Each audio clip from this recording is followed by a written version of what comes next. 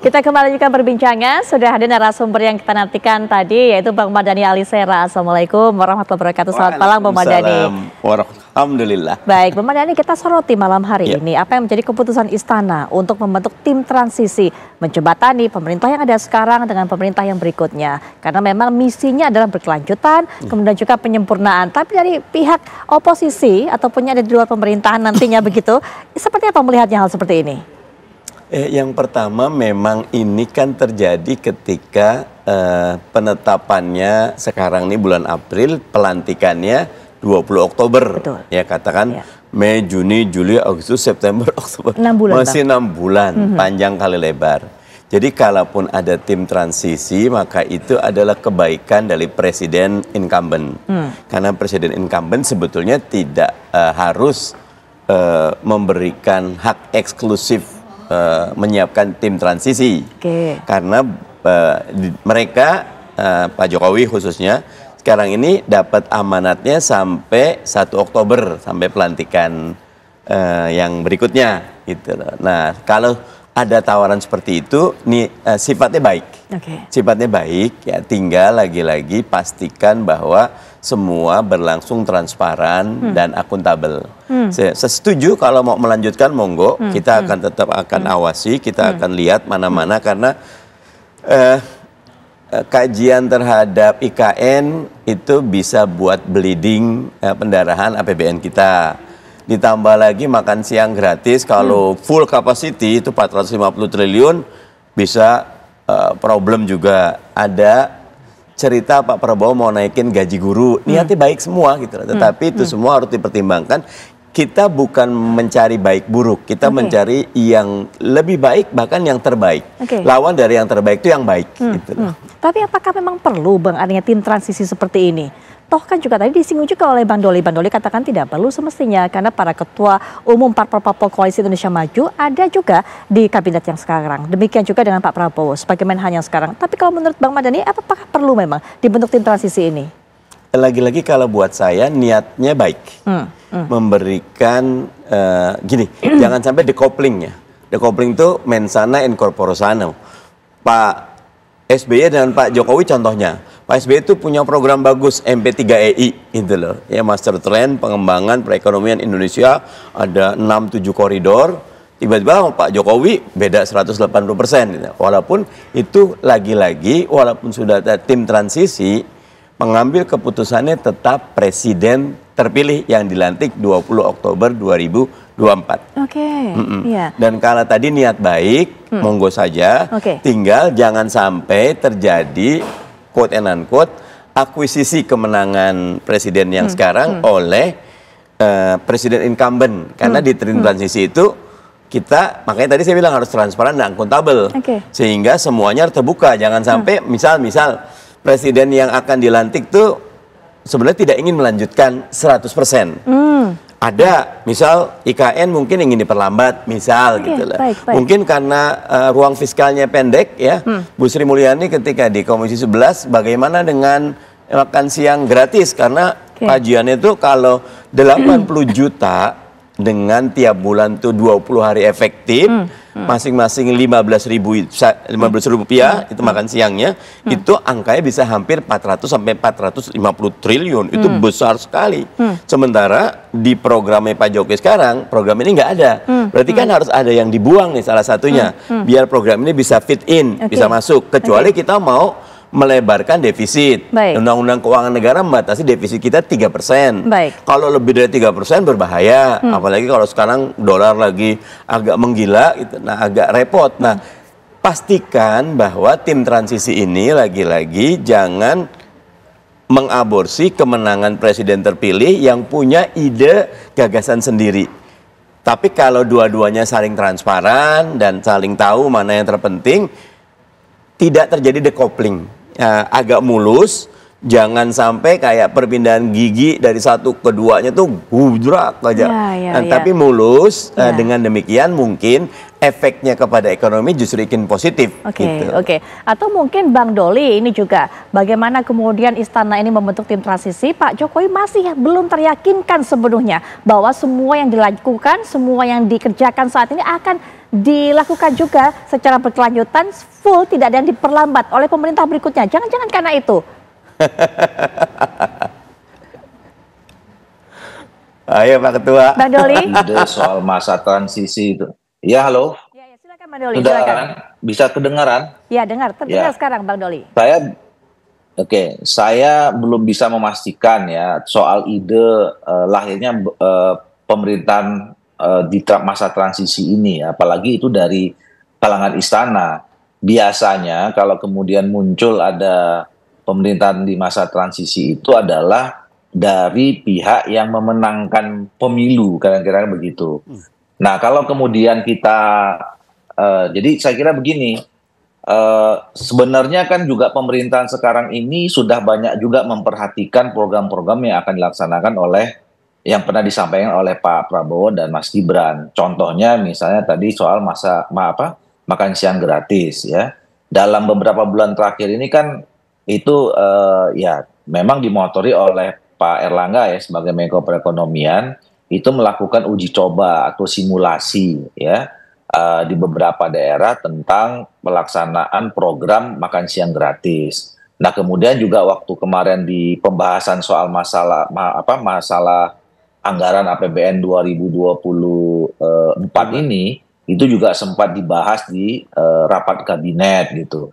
Nah, jadi artinya sebetulnya itu sudah terlihat, sudah ada keberlanjutan, itu sudah mulai kelihatan antara dalam pembahasan rapat-rapat di dalam pemerintahan yang sekarang.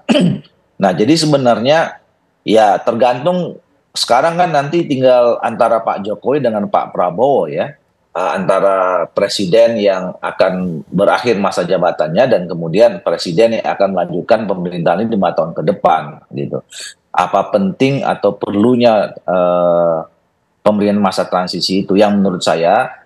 Dan kalau kami juga lihat dalam pembicaraan di Koalisi Indonesia Maju, sebenarnya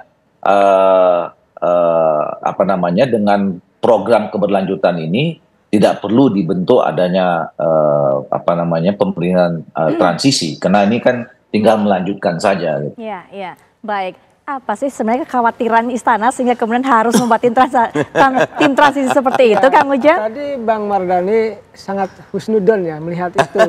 Betul. Ya saya boleh juga dong, bukan suudon tapi mengkritisi lah. Oke. Ya mungkin ada sesuatu yang belum tuntas, atau bisa juga mohon maaf ya titip menitip gitu. Memastikan bahwa gerbong-gerbong Pak Jokowi juga kan harus diamankan juga.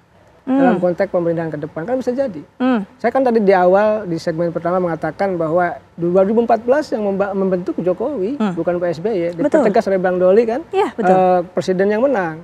Nah sekarang kan inisiatifnya dari pemerintah, dari istana begitu kan. Ya. Jadi saya melihat ada sesuatu yang perlu dikomunikasikan, ada yang belum tuntas, sehingga apa? Saya sih melihatnya lebih jauh kepada gerbong-gerbong ya, gerbong istana, gerbong Pak Jokowi, yang tentu juga selama 10 tahun di pemerintah kan ada di istana, dan ini kan kalau tidak masuk gerbong berikutnya kan akan hilang juga. Saya juga ini perlu tempat gitu, perlu posisi juga bagi orang-orang Pak Jokowi ke depan. Karena tidak mungkin juga ketika Pak Jokowi punya jasa dalam kemenangan Prabowo Gibran, maka ya paling tidak orang-orang juga harus ya ikut dalam konteks pemerintahan yang baru. Saya sih melihat ada sisi itu begitu. Ada indikasi ke sana juga. Saya sih melihat ada. Gitu. Bagaimana Bang Mardhani melihatnya? Apakah kemudian ini dibuat hanya untuk mengamankan dan mengakomodasi gerbongnya Pak Jokowi atau pemerintah yang ada sekarang? Kalau tadi Kang Ujang bilang saya husnuzon, sangka baik. Kang Ujang bilang boleh dong lihat sisi sebaliknya. Buat saya ini bukan suuzon, tapi berhati-hati. Betul. Kemungkinan itu ada. Ya, namanya politik kan. Politik is the way to get the power, gitu kan. Dan tetapi dengan transparansi dan akuntabilitas dibuka aja semuanya. Misal diumumkan ke publik, ya, sehingga akan bertemulah titik optimal agar mungkin niat pemerintahan sekarang biar nanti tidak perlu ada masa transisi yang berkepanjangan, bisa langsung kalau mobil tuh dari kecepatan 60 km per jam jangan berhenti gitu loh.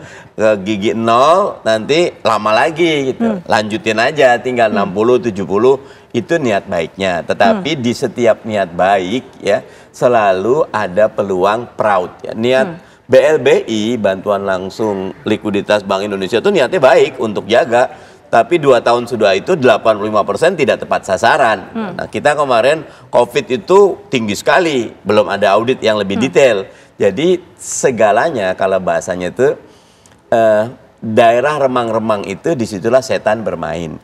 Biar tidak ada remang-remang, biar ada titip menitip, biar tidak ada bajak membajak kegiatan, buat itu transparan dan terbuka. Oke, baik. Bang Doli, apakah kemudian tim transisi ini, karena kita menyinggung dari apa yang dikhawatirkan, setidaknya dikritisi oleh Kang Ujang, jangan-jangan ini merupakan salah satu cara untuk bisa mengakomodir, mengamankan gerbong dari pemerintah yang saat ini. Nah, apakah ini juga sempat terdengar bahwa Pak Jokowi ini menitipkan menteri-menteri yang saat ini bekerja di kabinetnya juga harus menjabat pada pemerintahan yang berikutnya, termasuk itu Kak Bang Doli, kira-kira? Begini, kalau kita bicara tentang pemerintahan atau tim transisi, yang punya kepentingan utama itu adalah the next presiden, the next pemerintahannya gitu ya. Pemerintahan sekarang saya kira tidak ya kecil kepentingannya di dalam masa transisi. Kenapa? Karena memang otoritasnya masih dimiliki oleh si presiden incumbent. Jadi kita jangan lupa bahwa Pak Jokowi ini masih jadi presiden sampai tanggal 20 Oktober 2024. Otoritas kepemimpinan pemerintahan dan kepemimpinan kepala negara itu masih ada di Pak Jokowi. Jadi sebetulnya program apa saja yang mau dilaksanakan itu masih full otoritinya Pak Jokowi. Nah, Pak Prabowo yang sebagai presiden berikutnya itu masih ada juga di dalam kabinet ini, juga termasuk ketua partai politik beberapa gitu ya. Nah, jadi pertanyaannya apa yang mau ditransisikan, kan kira-kira gitu dari perspektif kepentingan pemerintahan sekarang atau Pak Jokowi. Nah, sekali lagi saya mengatakan sebenarnya adanya konsep pemerintahan transisi itu selalu diusulkan oleh pemerintahan yang akan melanjutkan karena mereka ingin mempersiapkan sedemikian rupa gitu. Makanya kita perlu mengkonfirmasi ya sejauh mana kebenaran atau urgensi datangnya usul tim transisi ini dari lingkungan istana gitu. Nah, bahwa kemudian tadi dikaitkan dengan soal Pak Jokowi punya kepentingan juga untuk misalnya melanjutkan atau menitipkan ya program-program yang belum terselesaikan. Nah, dengan kemarin terjadinya pasangan Pak Prabowo dengan Mas Gibran, kemudian kita mengusung konsep keberlanjutan dan penyempurnaan, itu sudah menunjukkan bahwa memang komitmen pemerintahan Pak Prabowo dan Mas Gibran ini ya ingin melanjutkan program-program yang belum selesai di masa Pak Jokowi gitu loh. Nah, oleh karena itu, nah kalau soal misalnya kalau ada terindikasi nanti mungkin ada rekomendasi ya, katakanlah misalnya kalau untuk melanjutkan program A, program B, program C, maka kemudian Pak Jokowi merekomendasikan yang tepat dalam kabinet si A, si C, si C, si J segala macam. Itu juga nggak ada kaitannya dengan soal tim transisi menurut saya. Itu kan tinggal pembicaraan antara dua tokoh besar ini saja. Ya, dan sekali lagi itu adalah kembali nanti hak prerogatifnya Pak Prabowo sebagai presiden.